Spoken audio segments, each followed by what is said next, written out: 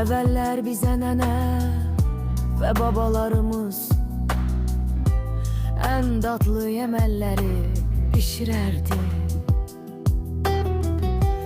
Ocağın kokusu onların ellerinin, zəhməti hələ də yaddaşımızdadır. İndi isə biz onların övladları, öz balalarımıza sevgiyle